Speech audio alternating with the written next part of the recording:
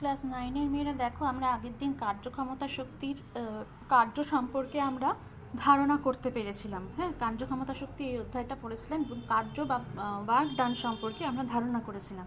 আজকে আমরা পড়ব ক্ষমতা বা পাওয়ার সম্পর্কে। ক্ষমতা কাকে বলে না, ক্ষমতার আমি যদি সংজ্ঞা দিতে চাই তাহলে বলতে হবে যে সময়ের সাপেক্ষে কার্য করার হারকে বলা হচ্ছে ক্ষমতা। আমি ক্ষমতার পরিমাপ করব এইভাবে যে একক সময় কতটা কার্য সম্পাদিত হয়েছে। একক সময় মানে 1 সেকেন্ডে সম্পাদিত কার্যের পরিমাণই হলো ক্ষমতার পরিমাপ। অর্থাৎ আমি ক্ষমতাকে দেখো লিখতে পারি কৃতকার্য বাই সময়। তাহলেই বোঝাচ্ছে যে একক সময় কতখানি কার্য করা হয়েছে, বা এইটাও বলতে পারি যে সময়ের সাপেক্ষে এটা হচ্ছে কার্য করার হার। এবার আমি দেখো, আমি যদি এটাকে একটা চিহ্ন মানে প্রতীকের সাহায্যে প্রকাশ করতে পারি। আমি যদি ধরে নিই, আমি ধরে নিলাম যে মনে করছি আমি কোনো ব্যক্তি বা যন্ত্র সেটা কি করছে টি সময়, আমি ধরে নিচ্ছি ডাব্লিউ পরিমাণ কার্য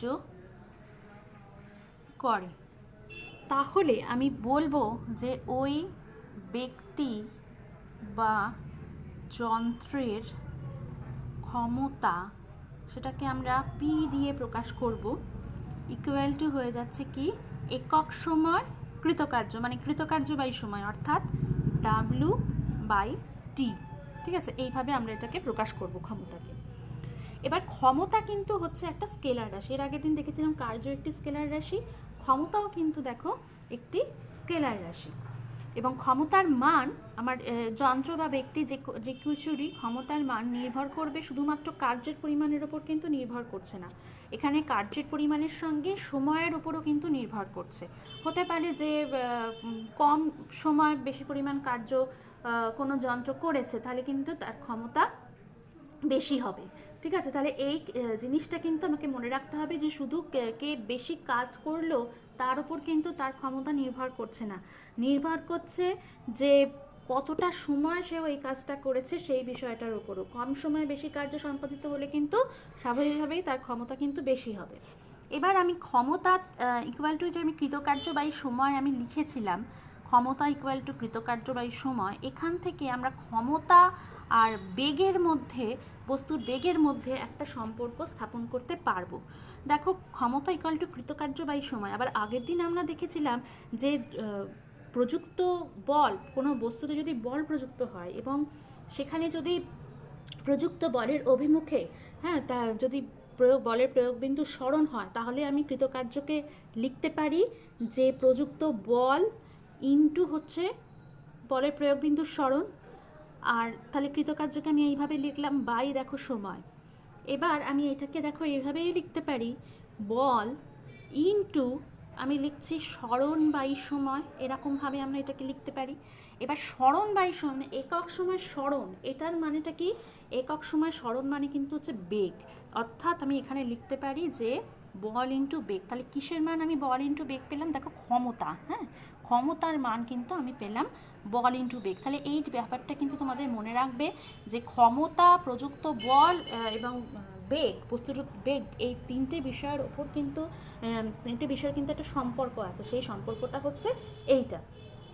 এবার আমরা এতটা জানার পরে আমরা একটু দেখি যে ক্ষমতার মাত্রীয় সংকেত কি হবে। আমরা আগের দিন কার্যের মাত্রীয় সংকেত দেখেছিলাম, আজকে আমরা একটু ক্ষমতার মাত্রীয় সংকেতটাও দেখে নিই। দেখো, এখানে পরিষ্কারভাবে ক্ষমতার মাত্রীয় সংকেত মানে হচ্ছে কি কার্যের মাত্রীয় সংকেত বাই হচ্ছে সময়ের মাত্রীয় সংকেত। তাহলে কার্যের মাত্রীয় সংকেত মানে কি হবে, আবার বলের মাত্রীয় সংকেত ইন্টু স্মরণের মাত্রীয় সংকেত। তাহলে বলের মাত্রীয় সংকেত কি ছিল, আমি এটা তো একদম জেনে রাখতে হবে, ml t⁻⁻t ছিল, এটা বলের মাত্রীয় সংকেত, ইন্টু হচ্ছে কিসের, স্মরণের মাত্রীয় সংকেত, মানে সেটা দৈর্ঘ্য ছাড়া আর কিছুই নয়, ইন্টু এল, ডিভাইডেড বাই হচ্ছে সময়, তার মানে সেটা হচ্ছে কি ক্যাপিটাল টি। এইবার আমি এইটাকে যদি আমি দেখো কাজটা করি, তাহলে কীরকমভাবে আসবে আমার ক্ষমতার মাত্রীয় সংকেতটা, আমার কীরকম আসবে, এম, দেখো এল দুটো আছে, তাহলে এল square, R T to the পাওয়ার দেখো -2, আর নিচে 1, তার মানে এটা উপরে গেলে কি হবে, T⁻² -1, তার মানে -3, অর্থাৎ এইটা হচ্ছে কিন্তু ক্ষমতার মাত্রিয় সংকেত, mL²T⁻³ এটা হচ্ছে ক্ষমতার মাত্রিয় সংকেত। এবার আমরা ক্ষমতার একক সম্পর্কে একটু পড়ব। দেখো, ক্ষমতার কিন্তু আমরা সিজিএস এবং এসআই একক অবশ্যই পাবো, এবং সিজিএস একক আর এসআই এককে আমি সিজিএসে যে কার্যের একক দেখেছিলাম আর্ক, ঠিক আছে, তাহলে এখানে সিজিএসে কি ক্ষমতার যে একক সেটা হবে কি আর্ক প্রতি সেকেন্ড, আর্ক পার সেকেন্ড, অর্থাৎ 1 সেকেন্ডে 1 আর্ক কার্য করার ক্ষমতাকেই আমরা বলছি এক আর্ক পার সেকেন্ড ক্ষমতা, ঠিক আছে। আবার এসআই একক আমি এখানে বলতে পারি জুল পার সেকেন্ড, কার্যের এসআই একক বাই হচ্ছে সময়ের একক, তাহলে জুল পার সেকেন্ড। আবার এই জুল পার সেকেন্ডকে জানো এইটা কিন্তু একটা প্রকাশ করা হয় ওয়াট বা ক্যাপিটাল ডাব্লিউ দ্বারা। আমি একবার বলে দিচ্ছি, আমি 1 ওয়াট বলতে আমি কি বুঝবো, 1 ওয়াট মানে হচ্ছে এটা ক্ষমতার এসআই একক বটে, এবং 1 ওয়াট ক্ষমতা বলতে আমি এটাই বুঝি 1 সেকেন্ডে 1 জুল কার্য করার ক্ষমতা, এটাকেই আমরা বলছি 1 ওয়াট। মানে একটা পাম্পের ক্ষমতা আমাকে যদি বলে 750 ওয়াট, তাহলে আমাকে বুঝতে হবে যে পাম্পটি 1 সেকেন্ডে 750 জুল কার্য সম্পাদিত করে, এইটা কিন্তু আমাকে বুঝে নিতে হবে। এবার দেখো, তাহলে আমরা দেখছি যে 1 ওয়াট মানে আমরা দেখছি 1 জুল পার সেকেন্ড, মানে 1 সেকেন্ডে 1 জুল কার্য করার ক্ষমতাকে আমরা বলছি 1 ওয়াট। আবার আগের দিন দেখবে আমি জুল আর আর্গের মধ্যে একটা সম্পর্ক তোমাদের স্থাপন করে দেখিয়েছিলাম, যেখানে 1 জুল সমান সমান দেখো 10⁷ আর প্রমাণিত হয়েছিল। তাহলে এখানে আমরা কি বলতে পারি, 1 ওয়াট সমান 1 জুল পার সেকেন্ড, তার মানে কি 10⁷ আর্ক পার সেকেন্ড, এটা কিন্তু এখানে বলা যায়, ঠিক আছে। 10⁷ আর্ক পার সেকেন্ড এটা কিন্তু এখানে বলা যায়, অর্থাৎ এটা কিন্তু আমরা তোমার কার্যের যে তোমার ক্ষমতার যে এসআই একক এবং ক্ষমতার যে তোমার সিজিএস একক, এই দুটোর মধ্যে কিন্তু একটা সম্পর্ক এখান থেকে আমরা পেয়ে যাচ্ছি। এবার আমরা যখন কোনো বৈদ্যুতিক যন্ত্রের ধরো আমি ক্ষমতা প্রকাশ করতে চাইছি, ইলেকট্রিক ইস্ত্রি, হিটার, হ্যাঁ, এইগুলো সব বৈদ্যুতিক যন্ত্র যেগুলো আমাদের বাড়িতে সচরাচর ব্যবহৃত হয়, পাম্প, হ্যাঁ, এইগুলোর ক্ষেত্রে ক্ষমতা আমরা প্রকাশ করতে ওয়াট এককটি ব্যবহার করে থাকি, অর্থাৎ ওয়াট কিন্তু এটা কিন্তু ক্ষমতার ব্যবহারিক এককও, ঠিক আছে। ক্ষমতার ব্যবহারিক একক যদি আমাকে জিজ্ঞেস করে, আমি কিন্তু এখানে বলতে পারি যে ক্ষমতার ব্যবহারিক একক আমরা ওয়াট ব্যবহার করি, আর্ক পার সেকেন্ড খুব কম ব্যবহৃত হয়। এছাড়া মানে ক্ষমতার আরও দুটো বড় একক আছে, যেরকম কার্যের ক্ষেত্রে আমরা দেখেছিলাম যে জুল ছিল ব্যবহারিক একক, এবং কিলো জুল আর মেগাজুল ছিল দুটো বড় একক। এখানেও কিন্তু ওয়াট ছাড়াও আরও দুটো বড় একক এখানে ব্যবহার করা হয়। একটা হচ্ছে কি কিলোওয়াট, ঠিক আছে, কিলোওয়াট মানে 1 kW, কেটা ছোট ডাব্লিউটা বড়, তাহলে 1 কিলোওয়াট মানে কিন্তু হচ্ছে তোমার 1000 ওয়াট, ঠিক আছে, 1000 ওয়াট এটা আমরা বলতে পারি। আবার মেগাওয়াট, ঠিক আছে, মেগাওয়াটও কিন্তু একটা বড় একক ক্ষমতার। এবার সেখানে 1 মেগাওয়াট মানে আমরা কিন্তু বলতে পারি 10⁶ ওয়াট, ঠিক আছে। এইভাবে কিন্তু আমরা দুটো বড় একক আমরা পেলাম, কিলোওয়াট এবং মেগাওয়াট। আচ্ছা, এইবার আমরা দেখব যে আরেকটা আমার ক্ষমতার একক আছে, সেটা হচ্ছে কি পদ্ধতিতে, সেটা হচ্ছে এফপিএস পদ্ধতিতে, মানে যেখানে ফুট পাউন্ড সেকেন্ড পদ্ধতি বলছে, দৈর্ঘ্যের একক ফুট এবং ভরের একক পাউন্ড আর সময়ের একক সেকেন্ড, এই একক যেখানে প্রকাশিত হয় যে পদ্ধতিতে, সেটা হচ্ছে এফপিএস পদ্ধতি। সেখানে এফপিএস পদ্ধতিতে কিন্তু আমরা বলতে পারি যে ক্ষমতার আরেকটা ব্যবহারিক একক আছে, সেটা হচ্ছে হর্স পাওয়ার বা অশ্ব ক্ষমতা, ঠিক আছে। আমি লিখে দেখাচ্ছি, এটা একটা এফপিএস পদ্ধতিতে ক্ষমতার ব্যবহারিক একক আছে, সেটা হচ্ছে অশ্ব ক্ষমতা বা হর্স পাওয়ার, ঠিক আছে, হর্স পাওয়ার, সংক্ষেপে আমরা বলতে পারি এইচপি, ঠিক আছে, হর্স এইচ আর পাওয়ারের পি। এবার আমরা এখানে জানবে যে 1 হর্স পাওয়ার ক্ষমতা বলতে আমরা বোঝাচ্ছি প্রায় 746 ওয়াট, ঠিক আছে। এটা কিন্তু হর্স পাওয়ার এবং ওয়াটের মধ্যে সম্পর্ক। 1 হর্স পাওয়ার বা 1 অশ্বক্ষমতা সমান সমান হচ্ছে প্রায় 746 ওয়াট বোঝাচ্ছে। এবার আমি 1 অশ্বক্ষমতা বা 1 হর্স পাওয়ার বলতে কি বুঝছি, এখানে বলবে যে 550 পাউন্ড ভরের কোনো বস্তুকে 1 সেকেন্ডে আমি যদি অভিকর্ষের বিরুদ্ধে খাড়াভাবে 1 ফুট ওপরে তুলতে হয় তাহলে প্রয়োজনীয় ক্ষমতাকে বলা হচ্ছে 1 হর্স পাওয়ার। ঠিক আছে, আবার বলছি 550 পাউন্ড ভরের কোনো বস্তুকে 1 সেকেন্ডে অভিকর্ষের বিরুদ্ধে খাড়াভাবে 1 ফুট ওপরে তুলতে প্রয়োজনীয় ক্ষমতাকে আমরা বলছি 1 হর্স পাওয়ার বা 1 অশ্বক্ষমতা। এবার এই যে কিলোওয়াটের কথা আমরা বলেছিলাম, এই কিলোওয়াটের সঙ্গেও কিন্তু এই হর্স পাওয়ারের একটা সম্পর্ক আছে। আমরা বলতে পারি যে 1 কিলোওয়াট ইকুয়াল টু হচ্ছে 1.34 হর্স পাওয়ার। ঠিক আছে, তাহলে আমরা এইটা আগেরটা কি জানলাম, হর্স পাওয়ার এবং ক্ষমতার এসআই একক বা ব্যবহারিক একক ওয়াটের মধ্যে সম্পর্ক। এখানে 1 হর্স পাওয়ার ইকুয়াল টু আমরা বলছি 746 ওয়াট প্রায়। আর আরেকটা বললাম যে কিলোওয়াট এবং হর্স পাওয়ারের মধ্যে সম্পর্ক, সেটা হচ্ছে কি 1 কিলোওয়াট ইকুয়াল টু হচ্ছে 1.34 হর্স পাওয়ার। এটা কিন্তু আমাকে মনে রাখতে হবে। এবার এতটা আমরা জানার পর আমি তাহলে এখানে আরেকবার জিস্ট করে নিচ্ছি যে ক্ষমতা মানে আমি বুঝেছি যে এখানে তোমার সময়ের সাপেক্ষে কার্য করার হার হচ্ছে ক্ষমতা, একক সময়ে সম্পাদিত কার্যের পরিমাণ আমরা বলতে পারি ক্ষমতার পরিমাপ, অর্থাৎ ক্ষমতা ইকুয়াল টু কৃতকার্য বাই সময়। তারপর আমরা ক্ষমতা, বল আর বেগের মধ্যে একটা সম্পর্ক স্থাপন করেছি, ক্ষমতার মাত্রীয় সংকেত দেখেছি, ক্ষমতার সিজিএস ও এসআই একক দেখেছি, ক্ষমতার যে ওয়াট বলতে কি বোঝো সেটা আমি দেখলাম যে 1 জুল পার সেকেন্ড, মানে 1 সেকেন্ডে 1 জুল কার্য করার ক্ষমতাকেই আমরা বলছি 1 ওয়াট। এবার আমি দেখলাম যে একটা যন্ত্রের ক্ষমতা যদি আমাকে বলে দেওয়া থাকে যে 400 ওয়াট, তাহলে আমি কি বুঝবো 1 সেকেন্ডে সেই যন্ত্রটা 400 জুল কার্য সম্পাদিত করে। হ্যাঁ, তাই জন্য আমি বলছি যন্ত্রটার ক্ষমতা 400 ওয়াট, এটা আমরা বলতে পারি। এবার আমরা ক্ষমতার ব্যবহারিক একক সম্পর্কে জানলাম, আর এপিএস পদ্ধতিতে ব্যবহারিক একক হর্স পাওয়ার সম্পর্কে আমরা জানলাম, তার সঙ্গে ওয়াটের কী সম্পর্ক এবং কিলোওয়াটের কী সম্পর্ক সেটা আমরা দেখলাম। এবার আমরা করব কি, আমরা কয়েকটা গাণিতিক সমস্যা এখান থেকে সমাধান করব। এইগুলো সমাধান করলে তোমার একাধারে কার্য সংক্রান্ত গাণিতিক সমস্যাও হয়ে যাবে, দেখো ক্ষমতা সংক্রান্তও হয়ে যাবে। আমি প্রথমে দেখো আমি দেখছি একটা অঙ্ক দিয়েছে যে একটি যন্ত্র 10 সেকেন্ডে 500 জুল কার্য সম্পাদন করে, যন্ত্রটির ক্ষমতা কত?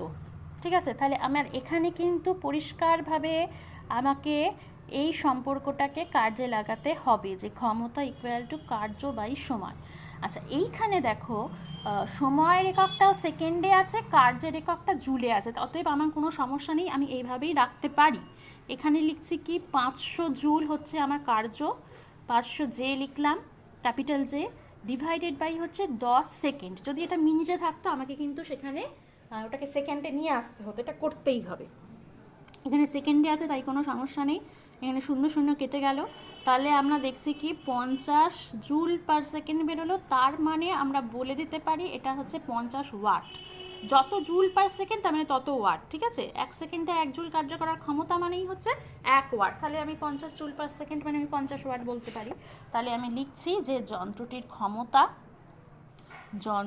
ক্ষমতা হচ্ছে 50 ওয়াট, এভাবে লেখা যায়। আবার তোমরা বাংলাতেও ওয়াট লিখতে পারো, যদি সবকটা একক সেখানে বাংলায় লেখো, এখানে ওয়াট লিখতে পারো। আচ্ছা, এবার আমি পরের এটা আসছি, দেখো 2 নম্বর অঙ্ক। এখানে আবার বলেছে যন্ত্রের ক্ষমতা 40 ওয়াট, 50 মিনিটে যন্ত্রটি কী পরিমাণ কার্য করবে, এটা দেখি। আচ্ছা, ক্ষমতা ইকুয়াল টু বলেছে কার্য বাই সময়, এটা কিন্তু আমরা জানি। তাহলে এখান থেকে আমরা একটু দেখে নিই কার্য মানে তাহলে কী দাঁড়াবে, কার্য সমান সমান কী দাঁড়ায়, দেখো ক্ষমতা গুণ সময়, এইটা দাঁড়িয়ে যায়। তাহলে আমাকে এখানে কিন্তু কার্যের পরিমাণটাই চেয়েছে। এবার কতটা ক্ষমতা বলেছে এখানে দেখো 40 ওয়াট, হ্যাঁ 40 ওয়াট বলেছে ক্ষমতা, ইনটু হচ্ছে তোমার সময় কিন্তু এখানে দেখো মিনিটে বলা আছে। তাহলে সময়টাকে আমি কি করব, আমি কি মিনিটে রাখবো? অবশ্যই নয়, এখানে কিন্তু আমাকে এটাকে সেকেন্ডে আনতে হবে, মানে মিনিট থেকে সেকেন্ডে আনার মানে হচ্ছে কিন্তু 60 দিয়ে গুণ করা। হ্যাঁ, তাহলে 50 × 60 সেকেন্ড হলো। আচ্ছা, এবার আমি দেখছি তাহলে 40 গুণ 50 গুণ 60, এই যে গুণটা আমি যদি করি তাহলে কত আসবে দেখো, এখানে 5 আর 6 গুণ করলে 30 গুণ 4, তাহলে এখানে আসবে হচ্ছে 120। এই 4, 5 আর 6 গুণ করে পরে আর তারপর আসবে এই 3টে শূন্য, তাহলে এইরকম 1,20,000। এবার এককটা কি হবে? একক দেখো, ওয়াট মানে কি joule per second into second, তাহলে কি সেকেন্ড সেকেন্ড কেটে গিয়ে কি পড়ে থাকবে? এখানে হচ্ছে শুধু জুল পড়ে থাকবে, এটাই হবে তাহলে 1,20,000 জুল। তাহলে আমি লিখতে পারি যে সম্পাদিত কার্যের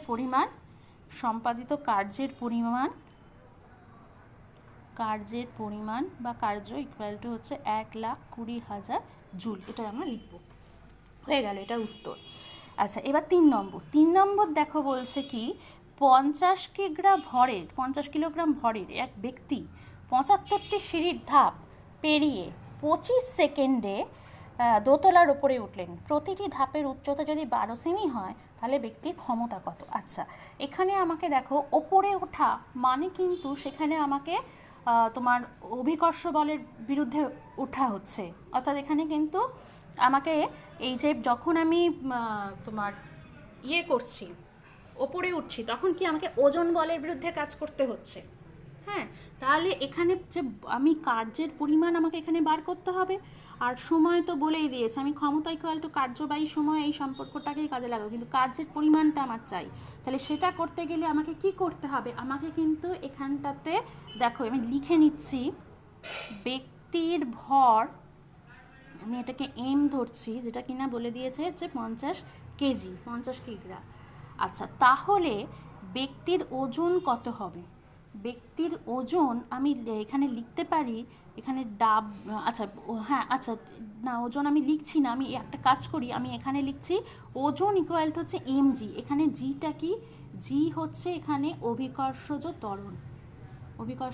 এবার এটার মান যদি বলে কিছু দেয়নি, যদি না বলে দেওয়া থাকে, আমাকে কিন্তু এটাকে পরিষ্কারভাবে 9.8 মিটার পার সেকেন্ড স্কোয়ার আমাকে ধরে নিতে হবে। আমরা জানি সেটা অভিকর্ষজ ত্বরণের মান ভূপৃষ্ঠে 9.8 মিটার পার সেকেন্ড স্কোয়ার।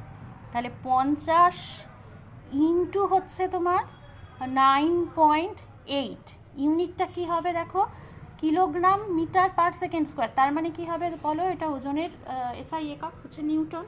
এবার আমি এটাকে গুণ করে দেবো, 10 পয়েন্ট তুলে 10, এখানে বসলো হচ্ছে তোমার 490 নিউটন।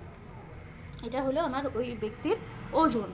আচ্ছা, এইবারে আমার এখানে দেখো 75টা সিঁড়ির ধাপ, প্রতি ধাপের উচ্চতা হচ্ছে 12 সেন্টিমিটার। তাহলে মোট সিঁড়ির যে মোট উচ্চতা, ঠিক আছে, সিঁড়ির যে মোট উচ্চতা মানে যতখানি ওনাকে উঠতে হয়েছে, সেটা আমি বলতে পারি যে এইচ ইকুয়াল টু কত? দেখো 75টা ধাপ, একটা ধাপ যদি 12 সেমি হয়, 75টা ধাপ হবে কি 75 ইন্টু 12 সেন্টিমিটার, এটা হবে। হয়ে গেল। আচ্ছা, এবার এইটাকে আমি তো মিটারে আনবো এসআইতে, এটা যদি এসআইতে আনি এটাকেও এসআইতে, তাহলে আমাকে কি করতে হবে? এটাকে 100 দিয়ে এটাকে ভাগ করতে হবে। আমি এটাকে মিটার এম লিখে রাখ, আচ্ছা এটাকে ইংরেজিতে এই সবকটা লিখছি যখন, এটাকে সিএম লিখলাম, মানে সেমি ইকুয়াল টু 75 ইন্টু 12 বাই হচ্ছে 100 মিটার। আচ্ছা, এইবার দেখো, তাহলে আমি বলতে পারি যে তোমার এখানে কার্য কত হয়েছে দেখো, তোমার এম জি ইন্টু এইচ, প্রযুক্ত বল ইন্টু সরণ, এখানে ওজন বলের বিরুদ্ধে কাজ হয়েছে, তাহলে এম জি এইচ মানে কি? এমজি মানে আমি পেয়ে গেছি যে 490 ইন্টু হচ্ছে এইটা 75 গুণ 12 বাই হচ্ছে 100। দেখো এটা বলছে কিনা নিউটন মিটার। হ্যাঁ, নিউটন মিটার মানে কি? আমি আগের দিন দেখেছিলাম যে 1 নিউটন মিটার মানে কিন্তু জুল, অর্থাৎ কার্যের এসআই একক পাচ্ছি এখানে জুল। আচ্ছা, তাহলে এইটা বেরোবে। আচ্ছা, এইবারে দেখো আমি এবার কার্য ক্ষমতা বার করব, ব্যক্তির ক্ষমতা। তাহলে ব্যক্তির ক্ষমতা ইকুয়াল টু হচ্ছে কত? কার্য বাই হচ্ছে সময়। তাহলে এখানে আমাকে এই 490 into 75 into 12 by 100 divided by কি কত করতে হচ্ছে দেখো, এই যে 25 সেকেন্ড, এটা সেকেন্ডেই বলেছে, তাহলে এত তোমার হচ্ছে। তাহলে এখানে আমি এটাকে জুল পার সেকেন্ড আমি প্রথম ধাপে না হয় লিখে রাখবো, পরের ধাপে আমি এটাকে ওয়াট করব। আচ্ছা, তাহলে এটা আসছে দেখো 490 ইন্টু 75 ইন্টু 12 বাই হচ্ছে 25 ইন্টু 100, এটাই তো আসবে। তাহলে এখানে দেখো আমার 2575, এটা 3 দিয়ে কেটে যাচ্ছে, এখানে একটা 0 0 এখানে কেটে যাচ্ছে। আচ্ছা, যেটা আমার এখানে দাঁড়াচ্ছে দেখো, আমাকে এটা কিন্তু গুণ করতে হবে, হ্যাঁ, কারণ 10 দিয়ে আমার এটা যাবে না শেষমেশ। তাহলে আমাকে এটা দেখো 3 বারণ 36 ইন্টু 49, তাহলে 49 আর 36 যদি আমি গুণ করি, এরম আসছে দেখো 6 নং 54, 5 হাতে 4 6 24 আর 5 29, আর এদিকে হচ্ছে 3 নং 27, 3 4 12 13 14, অর্থাৎ 1764 বাই হচ্ছে 10 এত ওয়াট আমরা লিখতে পারি। তাহলে আমরা লিখব 176.4 ওয়াট, অর্থাৎ এটাই হচ্ছে কিন্তু ওই ব্যক্তির ক্ষমতা। বোঝা গেল ব্যাপারটা? এই ব্যক্তির ক্ষমতা হচ্ছে আমি 176.4 ওয়াট, যেখানেই জুল পার সেকেন্ড আসবে সেটা আমি ওয়াট লিখে দেবো, এটাই নিয়ম আর কি। অঙ্ক করার ক্ষেত্রে আমি ওয়াটটাই এসআইতে একক হিসেবে গণ্য করছি ক্ষমতা। এটা গেল। আচ্ছা, এইবার পরেরটা দেখো, চারেরটা বলছে 1 মিনিটে 20 নিউটন বল প্রয়োগ করে একটি বস্তুকে বলের অভিমুখে 6 মিটার সরানো হলো, ক্ষমতা কত? এটা খুব সহজ অঙ্ক, আগেরটার মতো অত মানে এটা অভিকর্ষের বিরুদ্ধে কিন্তু হচ্ছে না, আমাকে বলটা প্রয়োগ করা হচ্ছে, বলের অভিমুখে সরণ হয়েছে 6 মিটার। তাহলে আমি এখানে ক্ষমতা ইকুয়াল টু লিখছি কি, কার্য বাই সময়। আবার কার্য সমান সমান কি, কার্য সমান সমান হচ্ছে প্রযুক্ত বল ইন্টু সরণ বাই হচ্ছে সময়। তাহলে প্রযুক্ত বল মানে কি, প্রযুক্ত বল মানে হচ্ছে তোমার 20 নিউটন ইন্টু হচ্ছে কত, এখানে 6 মিটার ডিভাইডেড বাই হচ্ছে সময়, তার মানে 1 মিনিট মানে কিন্তু আমার এখানে 60 সেকেন্ড। ঠিক আছে, তাহলে আমি এখানে লিখতে পারি, দেখো এটা 3 2, তাহলে আমার দেখো 2 ইউনিটটা দেখো newton metre per second, newton metre মানে কি জুল পার সেকেন্ড, তাহলে কি হবে এখানে 2 ওয়াট, এটাই হচ্ছে তোমার ক্ষমতা। তাহলে ক্ষমতা ইকুয়াল টু হচ্ছে 2 ওয়াট হলো। আচ্ছা, লাস্ট একটা অঙ্ক দেখো রয়েছে, এখানে বলছে একটি ক্রেন 100 কেজি ভরের বস্তুকে 5 সেকেন্ডে 200 মিটার ওপরে তুলতে পারে, তাহলে ক্রেনটির ক্ষমতা কত? এখানেও আমি ক্ষমতা ইকুয়াল টু করতে পারি হচ্ছে কি, কার্য বাই সময়। আচ্ছা, এবার এখানে কার্যটা কি হবে দেখো, এখানে হচ্ছে তোমার কার্য মানে এখানে কিন্তু উপরে তোলা মানে কিন্তু আবার ওজন বলের বিরুদ্ধে কার্য করছে, তাহলে আমি এখানে লিখতে পারি যে বস্তুর ওজন গুণ যেখানেই ওপরে তুলছে, হ্যাঁ, সেখানে কিন্তু আমাকে এইটার বিরুদ্ধে কাজ করতে হচ্ছে। তাহলে বস্তুর ওজন ইন্টু হচ্ছে কত, এখানে দেখো উচ্চতা, বুঝলে, উচ্চতা ডিভাইডেড বাই হচ্ছে কত, উচ্চতা ডিভাইডেড বাই হচ্ছে সময়, এই যে কার্য বাই সময়। এবার ওজনটা কত, এখানে বস্তুর ওজনটা এখানে কত, দেখো বস্তুর ওজন মানে হচ্ছে আমরা জানি ভর গুণ অভিকর্ষজ ত্বরণ, অভিকর্ষজ ত্বরণ। তাহলে এখানে আমরা বলতে পারি 100 কেজি ইন্টু হচ্ছে 9.8 মিটার পার সেকেন্ড স্কোয়ার, তাহলে kg metre per second square মানে 100 ইন্টু 9.8 নিউটন। আমি এখান থেকে এটা পেয়ে যাচ্ছি হচ্ছে কত, 980 নিউটন।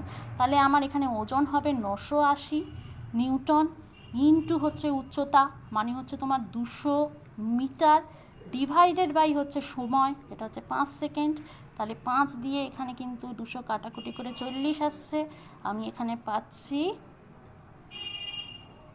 এই জিনিসটা নিউটন মিটার পার সেকেন্ড, তার মানে কত, জুল পার সেকেন্ড, অর্থাৎ আমি বলছি 39200 ওয়াট, এটা ক্ষমতা, ক্রেনটির ক্ষমতা এত ওয়াট।